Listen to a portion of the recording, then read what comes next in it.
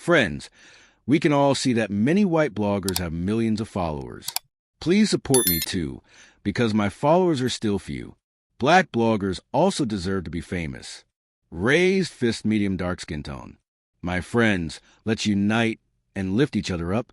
Please press subscribe button and like. The first-class cabin was a study in hushed opulence, the scent of fresh coffee mingling with the quiet rustle of newspapers. It was an atmosphere built for the privileged, where the world outside seemed a distant, lesser thing. And it was here that the first fisher appeared, Captain Anna Sharma. Her 4 gold stripes a testament to 2 decades of grit and grace in the sky. Felt at the moment she stepped onto the plush carpet. She was heading toward the cockpit for a final check, when a beverage cart and the flight attendant behind it, a woman named Claire Du Bossy, barricaded her path. "Excuse me." Anna's voice was a low, steady current. Claire tilted her chin, a flicker of theatrical amusement in her eyes. "This is a restricted area, ma'am. Our crew is doing final preparations. You can't just wander around in that costume."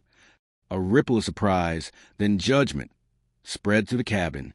A teenager in seat 2B, phone already raised, began a whispered commentary for an unseen live stream.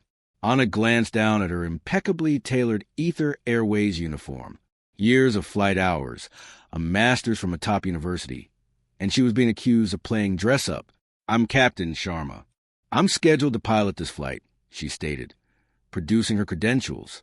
Claire gave the card a cursory glance, her smile hardening. "Cute. Is this for TikTok?"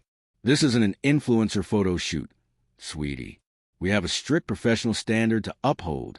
A businessman in seat 1C lowered his tablet. "She's clearly the pilot. I've seen her before." "Sir, let us handle this," Claire snapped, her performance of the cabin audience flawless. "Some people will do anything for attention." Her voice dropped to a condescending stage whisper. "Our pilots look like professionals. You look more like ground crew. Housekeeping is more your speed." A collective gasp filled the silence. The live stream count ticked upward. Comments flashed. Asterisk, is this a joke? No, she's being racist. Asterisk. Then the intercom crackled to life. "This is your captain speaking. Brief delay. Thank you for your patience." It was her co-pilot, First Officer Liam Hayes. "That's the real pilot," Claire declared triumphantly, gesturing at the speaker. "A man, a professional." Anna's jaw tightened. "Claire," she said evenly, "move aside. Security has been notified." Just as she spoke, a security supervisor, Vincent Rossi, appeared with 2 airport officers. "Report." Rossi asked. Claire's back straightened. Impersonator refusing to exit, causing a disturbance. Rossi's eyes flickered over Anna's uniform, her bearing, her genuine pilot's case. A brief hesitation crossed his face, but authority demanded a swift decision. "Ma'am, you need to come with us." Half the cabin was now recording. A woman in 3A whispered to her viewers, "This is insane." Suddenly, Ms. Evelyn Reed, the station manager, stormed aboard. Her verdict was swift and cutting. "Even if you're a pilot, you're not one of ours. Ether Airways has standards." The words landed like a slap. "Standards?" The businessman in 1C snapped his tablet shut. "Unbelievable," he muttered. From the cockpit door, Liam Hayes' confused voice called out, "Where's Captain Sharma?" He pointed to Anna. "That is Captain Sharma. We've flown together for months." Claire's triumphant grin vanished. Ms. Reed faltered, but quickly pivoted. If she's really a pilot, why all this drama? She could have shown proper ID from the start. The classic tactic. Flip the victim into the aggressor. Anna considered her trump card, the black titanium executive card in her pocket. Proof she wasn't just a pilot, but Ether's majority owner. But she hesitated. Most people who face this kind of bias don't have the power to end it with a single flourish. She needed this moment to be a lesson. "Before you remove me," she said to the officers, "I'd like to make a phone call from the terminal." "No," Rossi ordered. "Right here." She dialed, putting the call on speaker. "Liam," she said, her voice calm. "It's Anna. Ground all Ether Airways operations immediately. Authorization 77 Alpha 9. The call lasted under a minute. She hung up and slipped the phone into her pocket. For 30 long seconds, nothing happened. Ms. Reed smirked. Claire folded her arms, a look of smug victory on her face. Then, the departure boards in the terminal flickered. Flight 447 to London, canceled. Seconds later, every Ether Airways flight on the board showed the same word. Suspended. What the hell? Rossi muttered, fumbling for his radio. Control status. The radio crackled back. All Ether flights grounded by executive order. We're trying to reach management. No one's answering. The color drained from Ms. Reed's face. Claire staggered back, her eyes wide with fear. The live stream surged, tens of thousands now watching in real time.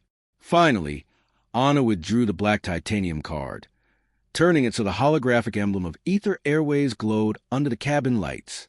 Her voice was calm, almost too calm. My name is Anna Sharma, and I am not just your captain. She paused, her eyes sweeping the stunned cabin. I own Ether Airways. The silence was total. Even the hum of the aircraft seemed to fade. Passengers leaned forward, phones trembling in their hands, recording every word. In that suspended moment before the explanations and the fallout, everyone aboard understood that the balance of power had just shifted. The next move, however, remained hers. Ma'am, are you saying a majority shareholder and CEO of Ether Airways? One of the officers asked. Yes, Anna replied calmly. I acquired controlling shares 18 months ago. I've been flying routes to understand operations. She displayed her tablet. Anna Sharma, Chief Executive Officer, Ether Airways Incorporated.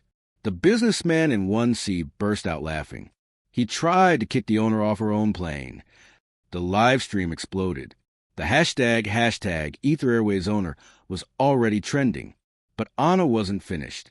Ms. Reed, you said Ether has standards. You're right. We do. She pulled up a board presentation on her tablet. Federal Regulation 121.391 makes airlines liable for employee discrimination. Case law puts damages at up to $200 million. Today's incident alone will cost us an estimated $2.8 million in lost bookings within 48 hours. The cabin fell silent. Ms. Reed tried to speak. Miss Sharma, I'm sure we can... I'm not finished. Anna cut her off. Ether Airways serves 2.3 million passengers monthly, generating nearly $850 million quarterly. Our mission statement promises dignity and respect. Our handbook forbids discrimination by race, gender, or appearance. Signed by me. Yet here we are. Claire's eyes filled with tears. Ms. Reed went pale. Rossi's radio crackled with a final confirmation. Corporate confirms. CEO Sharma has grounded operations. Moments later, 3 figures in sharp suits entered the plane. The CFO, the head of legal, and the HR director. Anna, are you all right? The CFO asked. I'm fine, she replied, but we have a situation. The legal counsel spoke firmly. Under Title VII of the Civil Rights Act, employers are liable for discriminatory acts by staff. The average settlement last year was $23.7 million. Ms. Reed sank into a seat. This footage, Anna declared, nodding toward the viral live stream, will be used in training. Your words and actions will become examples of what not to do. As the corporate staff began documenting every detail, Anna pulled out her phone. Execute Operation Restart. All flights resumed almost instantly. The departure boards updated. Flight 447 to London. Boarding resumed. The live stream ended, but the video was destined for millions of views. As the passengers reboard, Anna turned to Liam, ready to fly to London. More than ready, he grinned. The businessman in 1C stopped her at the cockpit door. Ma'am, what you did was remarkable. Anna offered a quiet smile. I did what anyone with power should do. Use it responsibly. At the cockpit door, she looked back. Order had returned. But the lesson would ripple far beyond this cabin. The flight to London would leave on time, and the airline would never be the same.